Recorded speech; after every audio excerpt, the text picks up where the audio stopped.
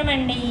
చూడండి, ఈరోజు గేమ్ 7 కొండలవాడు కాబట్టి 7 గవ్వలు తిరగళ్ళేనే పడాలి, లేకపోతే 7 గవ్వలు బొమ్మళ్ళైనే పడాలి. సరేనా? Game start. ఈలోపు మన మిసైల్ మ్యాన్ అబ్దుల్ కలాం గారి గురించి మనం ఒక విషయం మాట్లాడుకుందాం. అబ్దుల్ కలాం గారు జీవితంలో ఓడిపోయాను అని అనుకున్నారు. అతను ఎన్డీఏ పైలట్ సెలక్షన్కి ఇంటర్వ్యూకి వెళ్ళారు. ఇంటర్వ్యూకి వెళ్ళి ఓడిపోయారు. ఇంటర్వ్యూలో సెలక్షన్ అవ్వలేదు.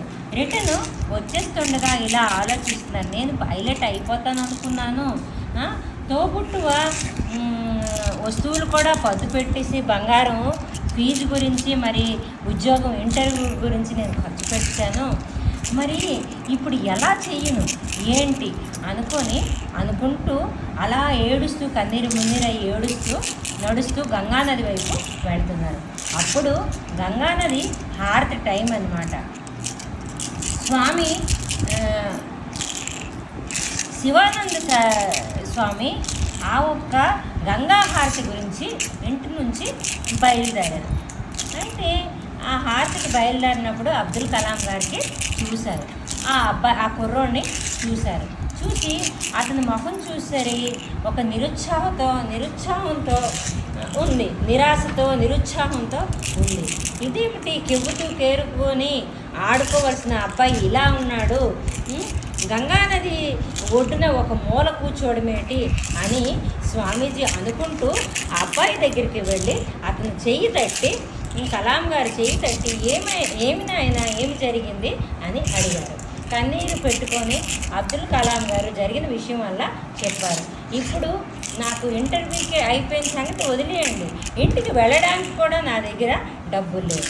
అంటే నువ్వు ఎక్కడి నుంచి వచ్చావు నాయనా, మీది ఏ ఊరు అని అడిగితే నేను కేరళ నుంచి వచ్చాను అని చెప్పారు.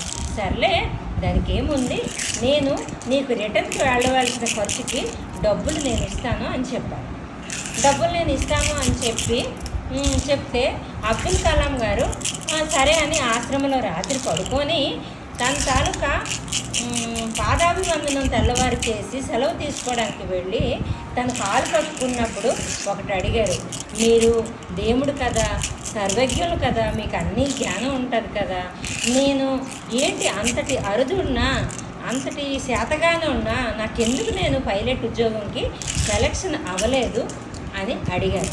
అడిగితే నాన్న, నువ్వు నిరాశ పడక, నిశ్చింత పడక, నువ్వు ఇంకేదో పెద్ద పని ఇంకొక పెద్ద స్థాయికి వెళ్ళడం గురించే ఈ చిన్న స్థాయికి నువ్వు సెలక్షన్ అవ్వలేదేమో, ఇప్పుడు సమయం కాదు, నిరుత్సాహపడక నేను ఇచ్చిన డబ్బులతో ఇంటికి తిరిగి వెళ్ళు అని చెప్పారు.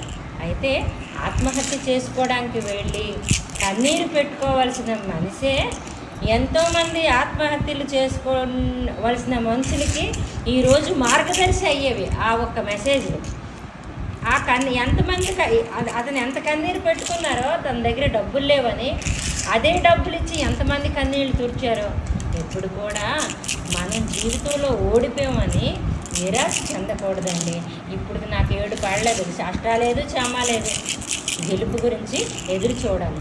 అయితే నేను ఈ గేమ్ అయితే ఓడిపోయిందండి, మరేం చేద్దాం. అది అబ్దుల్ కలాం గారి ఒక ఫెయిల్యూర్ కథ. తర్వాత అతను ఏ స్థాయికి వెళ్ళారో అనేది మన ప్రతి ఒక్కరికి తెలుసు. ఇంతటితో సెలవు తీసుకుంటున్నానండి. తప్పులుంటే మన్నించండి. ఇప్పుడు కూడా నా అష్టాచమ్మ పాడలేదు, పడిపోయింది. నో వెంకటేశ గెలిచానా.